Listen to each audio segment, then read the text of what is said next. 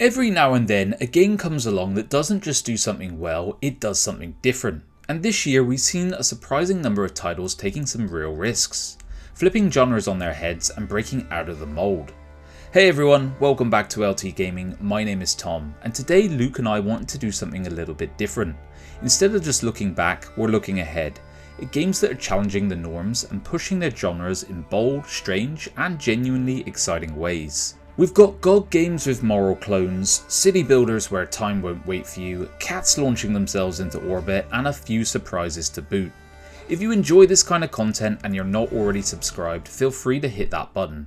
Give the video a like if you fancy supporting what we do, and of course let us know in the comments which of these games you're most excited about, or if you think we've criminally missed one, and you guys always do that. Alright, let's get into it. Here are 10 upcoming titles that aren't just doing more of the same, they're doing something different. If you like your strategy with a bit of patience, and your lasers with some tactical forethought, Falling Frontier might just be your next obsession. This isn't your typical real-time space slugfest. You're not spamming ships into battle. You're managing logistics, orbital movement, fuel limitations, recon routes and long-term positioning. Every skirmish is going to feel earned and nothing's going to happen by accident. What's going to make it genuinely groundbreaking is the terrain, if you could call it that in space. Planets, moons and asteroid fields will become strategic tools. Hide a fleet behind Saturn's rings, lay an ambush in a debris cloud, or cut off enemy supply lines across multiple sectors. And the detail goes deeper. You can recover wreckage, interrogate survivors, and glean intel that turns the tide later down the line. It's not just about what you see, it's about what you know, and that's a rare thing in RTS. It's all wrapped up in a clean, sharp UI with serious homeworld energy. But don't worry, not Homeworld 3 energy, this one actually looks like it knows what it's doing. Think of it more like if NASA designed your fleet and sent you to play chess with it. Slow, precise and utterly unforgiving. Okay, stay with me here on this one. Kingmakers is a game where you travel back to medieval England armed with a pickup truck, drone strikes and of course a sniper rifle. No, this isn't some crazy mod. It's a full-scale sandbox strategy action hybrid where you command thousands of medieval soldiers in real-time battles, while personally jumping into the fray with modern firepower. You're essentially rewriting history on the fly. You can charge in with your cavalry and coordinate an assault, or you can casually call in an airstrike while armoured knights are trying to work out what just exploded. The scale is wild, dynamic weather, fully destructible environments, seamlessly switching between top-down tactical command and third-person mayhem. If Total War and Battlefield crashed the party, this is what it would look like. And look, Bannerlord with guns, sign me up. It's absolutely ridiculous, but I think that's the point. The devs are leaning into the chaos, but it's chaos with a bit of strategy baked in. You can't just brute force your way through, you got to position your tanks, control your lines and somehow not break the timeline too badly. If this lands the way it's shaping up to, it could be one of the most entertaining genre mashups we've seen in years. Most survival games throw you into the wild with a campfire and a checklist and you go from there. The Altars throws in a twist with this. What if your greatest asset was you? Or rather, dozens of alternate versions of you, each with their own personalities, memories and of course flaws. You play as Jan Dolsky, a lone worker stranded on a hostile planet. To survive, you don't just craft gear, you craft versions of yourself. One might be a medic, another a technician, a third a frightened wreck of a person who just wants to talk. These clones, called alters, aren't blank slates. They react to you, question your decisions, and sometimes push back. It turns base management into a narrative minefield where relations matter as much as resources. This game's made by 11-bit studios, the folks behind games like This War of Mine, so you can expect moral dilemmas, emotional weight and a layered survival system that asks, should you, not just can you. It's base building meets psychological sci-fi, and if it delivers it could end up being one of the most human survival games we've ever seen. Not every strategy game is about war or conquest, sometimes it's just about life. The Bustling World is a quiet revolution in city building. Instead of controlling systems, you're building a world that breathes on its own. Set in this painterly, storybook-like countryside, you're more an observer than an overlord. Each citizen will have their own routines, needs and quirks, from the baker who greets the morning sun to the child who's skipping to school and feeding the ducks on the way.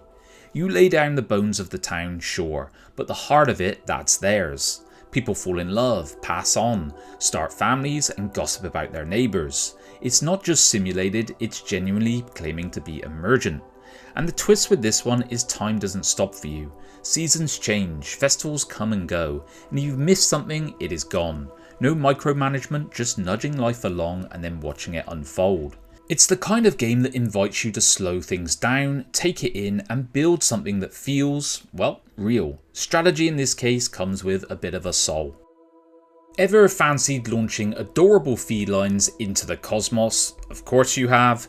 Enter Kitten Space Agency, the upcoming space simulation that combines the rigour of astrophysics with the undeniable charm of castronauts. Developed by Rocketworks and led by DayZ creator Dean Hall, this title aims to capture the spirit of Kerbal Space Program while introducing its own unique flair. Players will design and launch spacecraft tackling realistic physics challenges, all while ensuring their Kitten crews land safely among the stars. Beyond the whimsical premise, the game's promising depth, from constructing modular rockets to planning interstellar missions, all grounded in authentic space science. The developers are also focusing on extensive modding support, learning from what made Kerbal Space Program a success. This will allow players to customize various aspects, including the solar system around them. Currently in pre-alpha, Kitten Space Agency is generating buzz, especially among the space enthusiasts and gamers alike. The plan is to release an initial free version to inspire budding astrophysicists and engineers, and I fully commend this. Step into the neon haze of Nivalis, a cyberpunk life sim where you don't save the world, you just try to make a living in it. Built by the devs behind Cloudpunk, this one has got Luke absolutely buzzing, and honestly fair play, he's sunk hours into Cloudpunk's rainy, retro-futuristic skyline, and Nivalis looks like the next evolution of this. You're dropped into a vertical city full of stories, where you can start off maybe running a noodle stand or dodgy dive bar and slowly build your way up. Maybe you want to open a nightclub or run a super shady clinic. It is up to you. It's not just about climbing the ladder, the city itself will live and breathe. Dynamic weather, characters who remember you, and side activities like fishing, boating, or maybe just having a quiet moment to overlook the cyber sprawl below. The game's been delayed to spring 2025, which is yet, of course, disappointing, but if they stick the landing on this one, it could be one of the most immersive city living sims we've seen in years. Especially for those of us who don't need explosions every 5 seconds, this could be right up your alley. Alright, you guys may or may not know about my deep obsession with the original Slay the Spire, countless hours, innumerable runs, and now the Spire is beckoning me once more with Slay the Spire 2. Mega Crit is bringing back our beloved roguelike deck builder, and it is shaping up to be a game changer. Set a millennium after the first game, the Spire has reawakened, more perilous and unpredictable than ever before. We're getting a mix of familiar faces like the Ironclad and the Silent, alongside intriguing newcomers, each boasting unique cards and mechanics. But the kicker is the new enchantment system. Imagine modifying your cards mid-run, adding layers of strategy and risk. For instance, you can corrupt an attack card to deal 50% more damage, but at the cost of some of your health, so it will be about weighing your pros and cons, and I cannot wait to dive into and unpack that. Visually, the game is undergoing a stunning transformation, thanks to the shift to the Godot engine. This not only enhances the art style, but also promises expanded modding capabilities, which will open the doors for more community-driven content, which is amazing. Slated for early access later this year, Slay the Spire 2 is poised to reclaim countless hours of my life, and probably yours too, and honestly, I'm more than ready to answer that call. If you love the slow, tactical stealth of Shadow Tactics, this one might catch your eye, but Shadow of the Road isn't just going to be more of the same. Set in an alternate 1868 Japan, it blends turn-based strategy with steampunk warfare and supernatural forces. Think of mechs alongside katanas, and Ronin facing off against ghostly yokai as much as Imperial troops. The twist here is how character traits and morality will tie directly into gameplay. Your decisions will shape relationships, alter abilities, and ripple out both across combat and the story, meaning you're not just picking dialogue for flavour, but for function. It's going to be a far cry from linear tactics. And while it draws clear inspiration from its predecessors, it's going to break new ground by fusing turn-based combat with reactive, story-driven systems. For those who revel in the intricacies of automation and base building, Dawn Apart is set to redefine the genre by transporting players to the uncharted terrains of destructible voxel planets. Developed by industrial technology and automation, this game challenges you to establish and manage a thriving colony amidst the challenges of an alien environment. Resource extraction is just the beginning. You'll design intricate assembly lines, optimize production chains, and ensure the well-being of a diverse populace, including engineers, mercenaries, and civilians. But what sets Dawn apart, excuse the pun there, is that it's going to emphasize environmental interaction. The planet's terrain is fully destructible, allowing for creative construction and strategic defense planning. But be wary, the native inhabitants aren't too pleased with your industrial endeavors, so adding a layer of tactical combat into this mix as well. Currently in its playtest phase, Dawn Apart offers a glimpse into a future where your managerial prowess and strategic foresight are going to be the keys to survival and prosperity. So does the fusion of factory automation and colony defense intrigue you?